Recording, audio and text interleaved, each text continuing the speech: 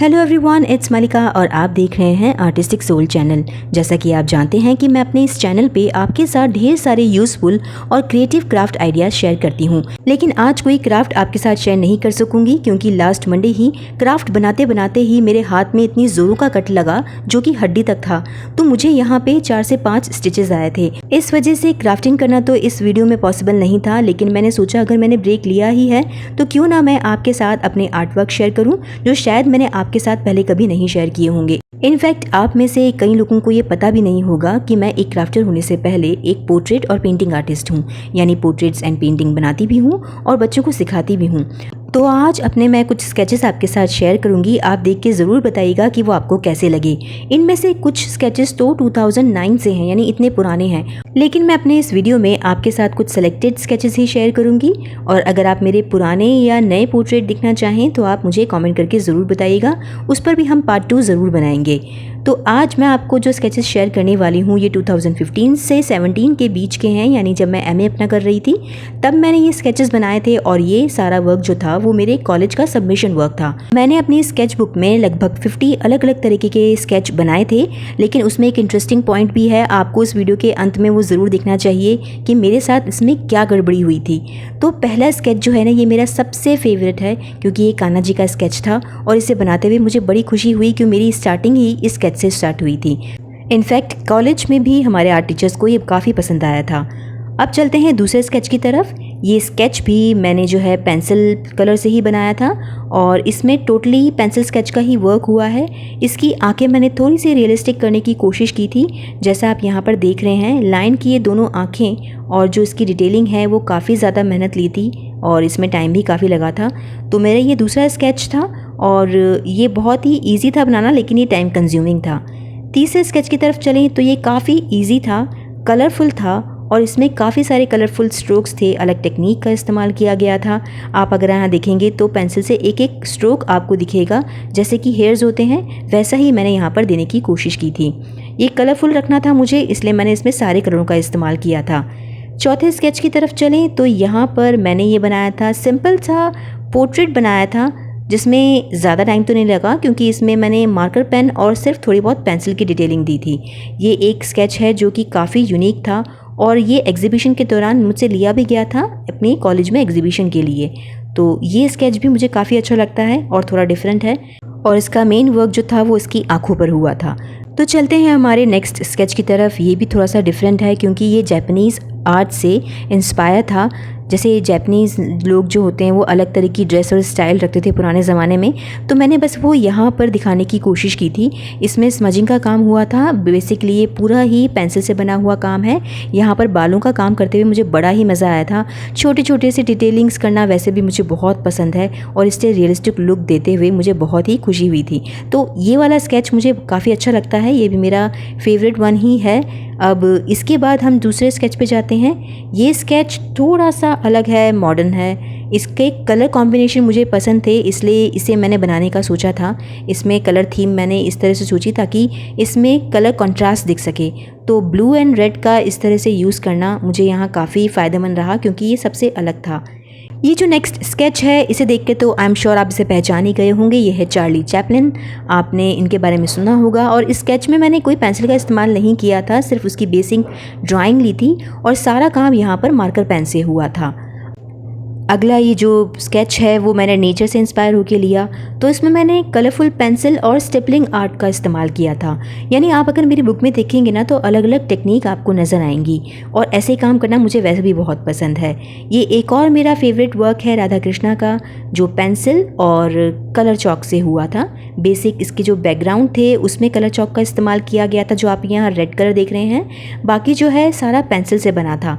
बीच बीच में मैंने थोड़ी सी कलर पेंसिल का इस्तेमाल किया था बिंदी और तिलक की डिटेलिंग के लिए। तो हाँ, ये मेरा फेवरेट है। अब नेक्स्ट स्केच की तरफ चलते हैं और ये थोड़ा सा डूडलिंग वर्क है। यहाँ पर साइड फेस वाला एक मैंने स्केच बनाया था जिसमें मैंने पेंसिल और कलर पेंसिल और मार्कर पेन का इस्तेमाल किया है। और ये अगला वाला स्केच तो मैंने ठीक उसी दिन बनाया था जिस दिन वसंत पंचमी थी। सुबह की पूजा के बाद मुझे ख्याल आया कि क्यों ना सरस्वती माता का भी एक पिक्चर बनाया जाए, तो मैंने उसी दिन ये इसे बनाकर रख लिया था। वैसे हमारे कॉलेज में जो हमें वर्क दिए जाते हैं उनमें 50 से 60 स्केचेस तैयार करने होते हैं, तो मैंने अलग अलग स्केचेस अलग अलग दिन तैयार किए। लेकिन इनमें से कुछ स्केचेस तो ऐसे भी हैं जो जल्दबाजी में काम को कंप्लीट करने के लिए भी किए गए थे। जैसा कि ये स्केच आप यहाँ देख रहे हैं, इसमें टाइम ज़्यादा नहीं लगा था, बस मुझे स्केच कंप्लीट करने थे इसलिए मैंने इसे बनाया था, लेकिन ये मुझे अच्छा भी लगता है। बात करें अगले स्केच की, तो ये एक कलर पेंसिल से बना हुआ है टोटली। इसमें भी मुझे ज़्यादा टाइम नहीं लगा था, लेकिन इसकी थीम मुझे बहुत अच्छी लगती है। ये एक माँ और बच्चे के बीच की कहानी को दर्शाता है। एग्जैक्टली क्या है वो आप देख के बताइएगा कि आपको क्या देख के लगता है कि इसमें क्या स्टोरी टेलिंग है। नेक्स्ट स्केच, थोड़े से हाथों के पोस्चर मैंने डाल दिए थे। जिस तरह से अलग अलग हाथों के इशारे होते हैं वो मैंने यहाँ दर्शाने की कोशिश की थी। सिंपली पेंसिल से इन्हें बनाया और थोड़ी बहुत इसके अंदर शेडिंग कर दी थी। ये नेक्स्ट वाला स्केच भी नॉर्मल पेंसिल से ही बना है, मतलब थोड़ी बहुत शेडिंग पेंसिल का इस्तेमाल इसमें हुआ है। बाकी ये बहुत इजी सा था। एक व्हीकल का भी मुझे इसमें इंक्लूड करना था, तो मैंने एक कार वाला पोज डाला था। इसके बाद हमने कश्मीर की वादियों को दिखाने के लिए एक पेंसिल स्केच बनाया जो कि डल झील के आसपास का ही नज़ारा दिखाता है। तो ये पूरा प्योरली पेंसिल से बना है और 5B या 8B पेंसिल मैंने इस्तेमाल की थी, मुझे अच्छे से याद नहीं है, लेकिन ये काफ़ी अलग था। और उसके बाद फिर से मैंने नेचर वाला स्केच लिया था, सिंपली एक ट्री ड्रॉ किया और उसमें स्केचिंग कर दी।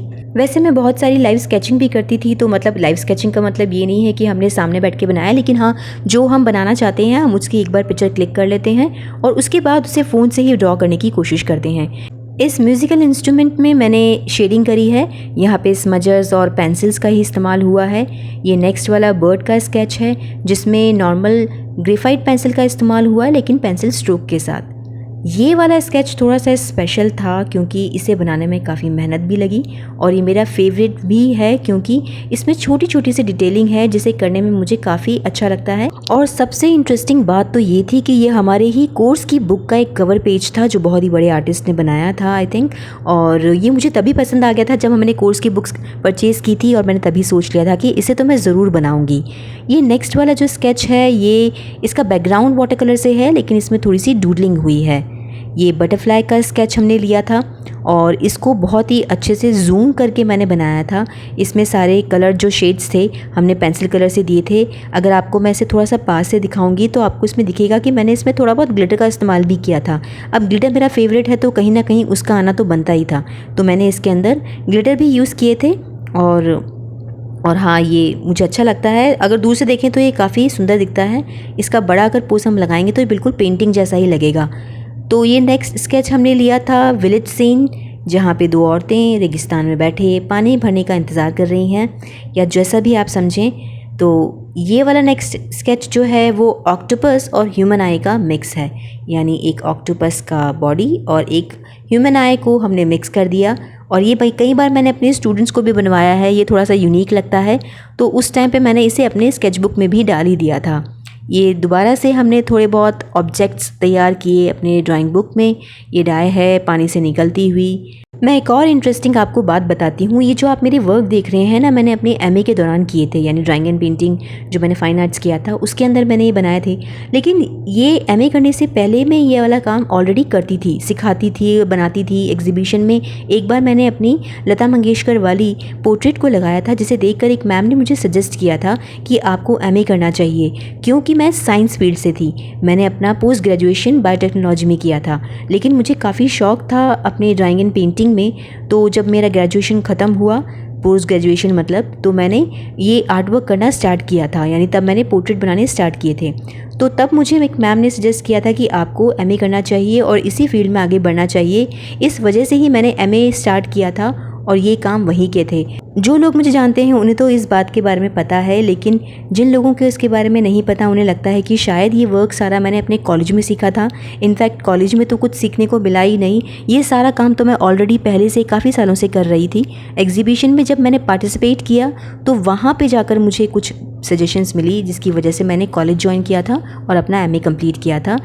इसलिए मेरे स्टडी के दौरान, मेरे कोर्स के दौरान मुझे इन काम में तो कोई भी दिक्कत नहीं आई, क्योंकि ये ऑलरेडी मैं काम कर चुकी थी या कर रही थी और सिखा रही थी।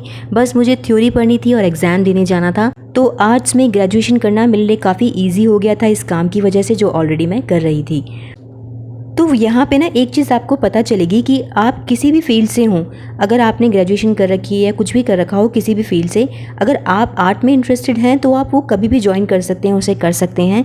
वैसे डिग्री लेने से कोई फ़ायदा नहीं होता है, जितना आप प्रोफेशनल वर्क करेंगे ना उतना आपके लिए फ़ायदेमंद होता है। डिग्री तो एक सपोर्ट होती है कि आपने इस फील्ड में कुछ किया हुआ है तो आप इसमें आगे बढ़ सकते हैं। अगर आपको स्टडीज़ की तरफ जाना है तो आप उसे कंटिन्यू कर सकते हैं। यहाँ पर मैंने, आप देख रहे हैं, एक जोकर का पोज बनाया है। ये नॉर्मल से बेसिक स्केचेस थे जो इन्हें बनाते वक्त तो मुझे काफ़ी मज़ा भी आया, क्योंकि मैं सुबह अपने ये स्केचेस कंप्लीट करती थी एक एक दो करके, और शाम को इवनिंग में अपने स्टूडेंट्स को ये सेम स्केचेस सिखा भी देती थी। जो आपने सुबह किया हो शाम को अपने स्टूडेंट्स को सिखाना, उसके बारे में बताना और भी ईजी हो जाता है, इसलिए मुझे काफ़ी अच्छा लगा था ये प्रोसेस।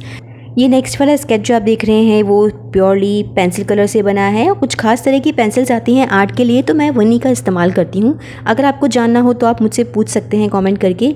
ये अगला स्केच हमारा काफ़ी प्राचीन कलाकृतियों में से है। आपने अजंता एलोरा के बारे में सुना होगा, वहाँ पर जो पेंटिंग्स थी गुफाओं में, ये उसी से इंस्पायर थी, यानी एग्जैक्टली वही कॉपी थी। ये वाला जो पेंटिंग है वो भी हमारे बहुत ही फेमस इंडियन आर्टिस्ट का ही एक काम था। इस स्केच बुक को तैयार करने के बहाने ही मुझे बहुत सारे ऐसे आर्ट वर्क करने को मिले जो शायद मैं कभी ना बनाती।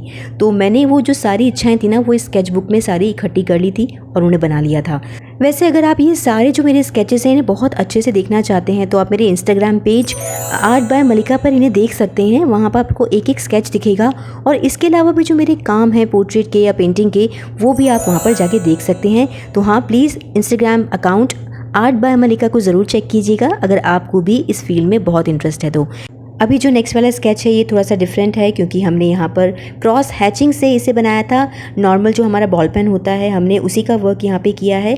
बस पेंसिल से पिक्चर ड्रॉ करने के बाद सारा वर्क इसमें बॉल पेन जो होता है हमारा ब्लैक कलर का, उसका इस्तेमाल यहाँ पे हुआ था। तो ये इस तरह से कंप्लीट हुआ। अब मैं आपको वो वाली बात बता रही हूँ जो मैं आपको कह रही थी ना कि कुछ गड़बड़ हुई थी। तो देखिए, ये 40 नंबर का स्केच था और ये वाला स्केच नंबर था 41। तो इसके बाद जो आप वाला देखेंगे ना आर्ट, उसका आप नंबर देखिए। लेकिन उससे पहले ये मेरा लास्ट स्केच देख लीजिए, जो कि एक विंटेज कार थी, चारकोल और ग्रेफाइट में बना हुआ था। इसमें छोटी छोटी सी डिटेलिंग थी। विंटेज आर्ट तो मुझे वैसे भी पसंद है, तो मैंने सोचा भी था इसको एक बड़े पोस्टर पे बनाऊंगी, लेकिन टाइम की वजह से मैंने कभी इसे बनाया ही नहीं। लेकिन यहाँ देख के इसे बड़ी खुशी होती है। अब ये वाला जो स्केच है ना, अगर आपको उसका नंबर दिखाऊं तो वो नंबर है इसका कुछ 48, हाँ 48 नंबर ही है। और ये यहाँ से थोड़ा सा फटा हुआ है। पता है क्या हुआ था, जब हमने ये वर्क अपना सबमिशन करवाया था ना कॉलेज में, तो कुछ टाइम बाद हमें ये वर्क वापस मिलता है, यानी स्केच बुक मिलती है। तो जब कुछ टाइम बाद हमें अपनी स्केच बुक वापस मिली एग्ज़ाम के बाद, तो इसमें मेरे काफ़ी स्केचेस जो थे ना वो मिसिंग थे, पीछे पीछे वाले। मुझे तो आज याद भी नहीं कि मैंने कौन से स्केच तैयार किए थे, लेकिन मुझे याद है कि मैंने काफ़ी अच्छा वर्क किया था इसके लिए और मुझे इसके लिए फुल मार्क्स मिले थे। तो कुछ लोग होते हैं जो आपके काम को चोरी भी कर लेते हैं। एग्जैक्टली मेरे साथ भी यही हुआ था। वो पेजेस गायब हो गए थे और आज तक मुझे कभी नहीं मिले। तो हाँ, बस यही कहानी थी मेरे स्केच बुक के पीछे, और ये मेरा कुछ वर्क है। आई जस्ट होप कि आपको ये स्केचेस पसंद आए होंगे। अगर अच्छे लगे तो लाइक ज़रूर कीजिएगा, और अगर आप मेरे सबसे पुराने वर्क और सबसे नए वर्क दिखना चाहते हैं तो नीचे कमेंट बॉक्स में ज़रूर यस कीजिएगा, लिख के बताइएगा कि आप वो दिखना चाहते हैं या नहीं। मैं इस पर जल्द ही पार्ट 2 और पार्ट 3 भी आपके लिए लेके आऊँगी अगर आप चाहेंगे। चलिए, एक नए वीडियो में अगले संडे को फिर से मिलेंगे। कोशिश करूंगी कि कुछ अच्छा आपको सिखा सकूं। क्राफ्ट वर्क तो बनाना पॉसिबल नहीं है, लेकिन हाँ कुछ नया ज़रूर लेके आऊँगी। मुझे सजेशन ज़रूर दीजिएगा। अगले संडे को फिर से मिलेंगे, तब तक के लिए keep crafting. Thank you so much.